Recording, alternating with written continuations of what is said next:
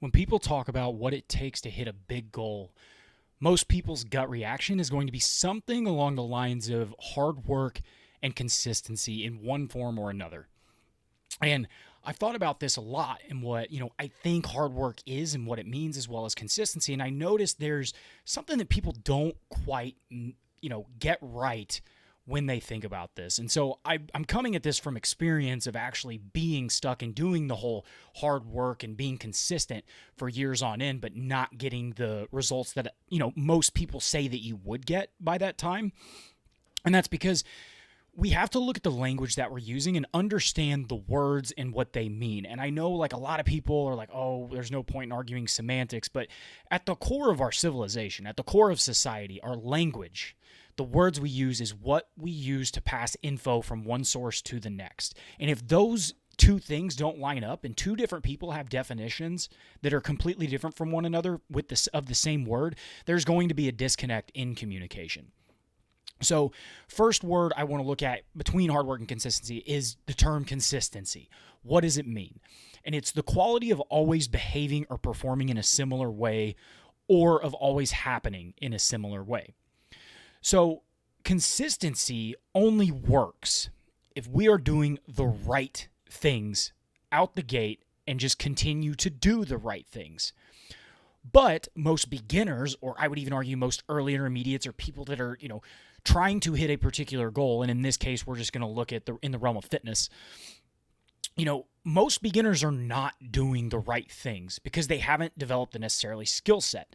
Because if you haven't reached the upper echelons of like the intermediate, maybe bordering into the advanced stage within 3 to 5 years, I would argue that you're probably not doing the right things.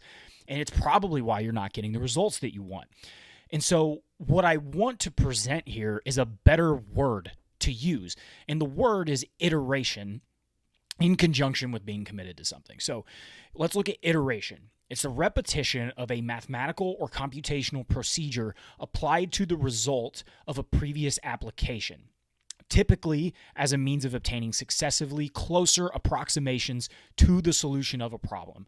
More or less, this just means doing better than you did the last time, and consciously and intentionally doing better than you did the last time, right?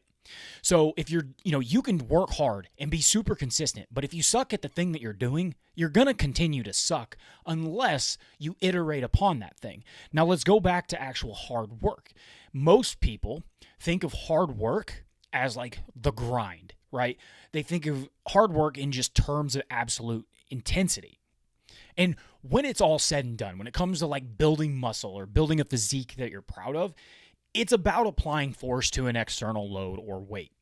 So, I think what most people think about is we think, so the harder that we apply force, the more we should grow, right?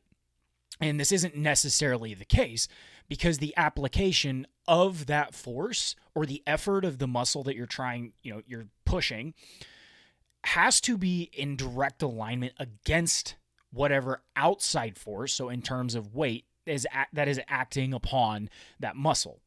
And basically, that's just a fancy way of me saying, like, there's more to just going hard. There is a right way to go hard, and there is a wrong way to go hard. And I get it. It's like, at least I can speak for men, we have this primal urge to be like super aggressive, break stuff, and it's all a part of our DNA. And, hard work, it's touted everywhere. It's this super honorable thing, hard work, you'll reach all of your goals, and et cetera, et cetera. But we know that that's bullshit. Most of us are smart enough to know, like, there is some element of something outside of hard work if you want to actually really smash big, big goals. And so a lot of mistakes happen when we work super hard out of the gate because we don't have the prerequisite skill set to actually be able to effectively work hard.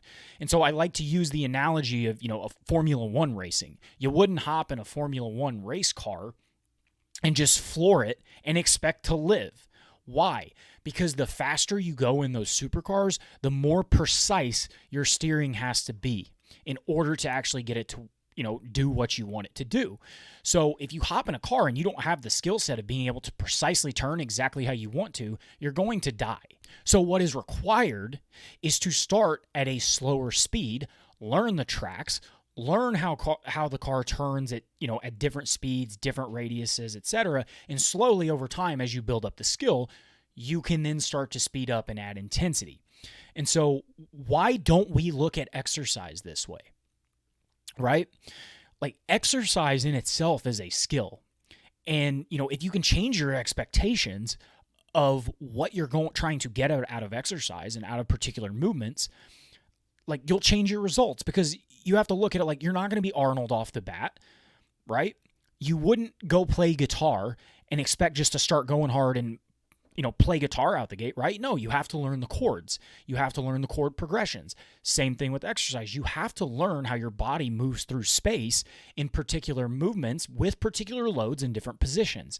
And from there, you can make better educated training decisions so that eventually you can put the foot on the gas. Because as the weight goes up, that's like the speed of your supercar going up.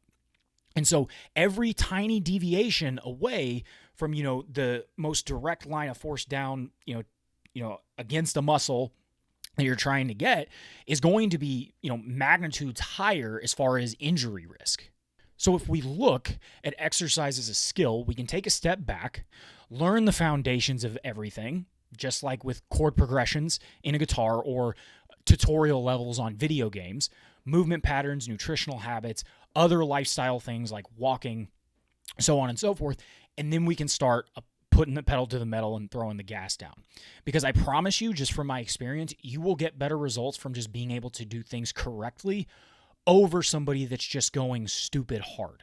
Because when it comes to building muscle, our muscles only speak in one language, and that's either they're stimulated to grow or they're not. And the weird part about it is our bodies are always looking to take the path of least resistance in order to get the weight up. So in order to prevent our body from doing that, which it will go into a disadvantageous position from a muscle building perspective, in order to get the weight up, we have to consciously make sure that we are doing things the right way and train our bodies to make it a habit to move in certain directions. So, this next piece I learned from Ben Pekulski, BPAC. I think he's Muscle Intelligence. But basically, when it comes to skill acquisition, we've got do, so just get off your ass, get to the gym. Do and get good, which is the skill acquisition part. And then do, get good, go hard, right? So today, the most of the focus is going to be on the do and get good piece. So first, it's do, just get to the gym. I feel like a lot of people that are watching me probably don't have a problem with that part. They actually probably enjoy the gym, right? So next, the stronger that you get, the better your execution is going to get. It has to get better. It's that precise steering like a Formula One car, right? If it's not good, if you get too strong but you can't control a weight in a certain range of motion, this is where injuries happen, like especially, and it's prevalent in powerlifting. You can just look at all the powerlifting injuries, strongman, like that's why people get hurt a lot of times, is because they don't have certain requisite skills that they needed in order to be able to floor it at those weights. So a lot of people skip over this middle part of getting good. So improving your skill in a particular movement, starting slower and then speeding up, is the fast track to progress, right? It's one of those things where I always, if you take a month to 2 months to really learn a certain skill and somebody else is going hard for month one but not learning the skill, the first couple months, they will get ahead of you. But by about month, 4, 5, 6, you're going to be so far ahead of them, they're going to accuse you of, cheating or doing something, like they're not going to know what hit them. So I like to look at, this idea of whenever we're trying to get good, we have to, increase our level of awareness, right? And I'm going to get a little spiritual here, but all this is going to make sense. So the key to growth is the introduction of higher dimensions of consciousness into our awareness. That's a quote from Lao Tzu. He wrote the Tao Te Ching. It's an Eastern philosophy book.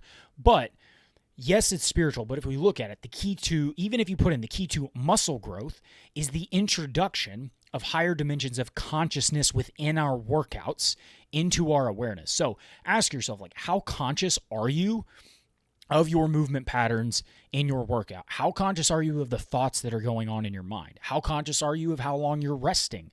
How conscious are you of the feeling that you're feeling in certain positions? So if you can constantly analyze, your practice videos, just feeling what it feels like to try new ranges of motion, watching yourself in the mirror, you will gain awareness of how your body moves through space. And this is the most valuable thing that you can do if you are trying to increase your performance just with what your body can do or grow certain muscles.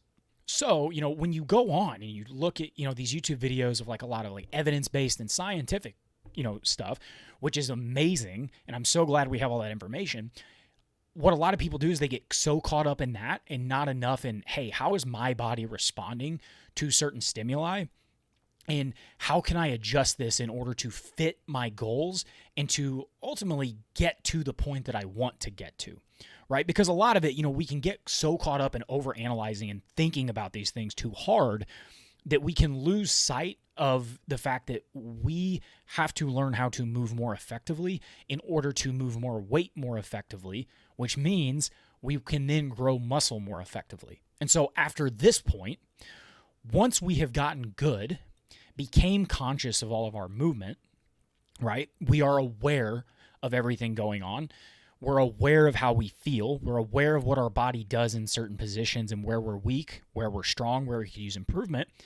Then we can put the foot on the gas because we are going to have the precision of steering in order to be able to move weights in certain positions that are going to cause basically the response that we want. So I hope all this made sense. Leave any comments if you have any questions about anything. I actually would love more questions if you have any, because it helps me create more content.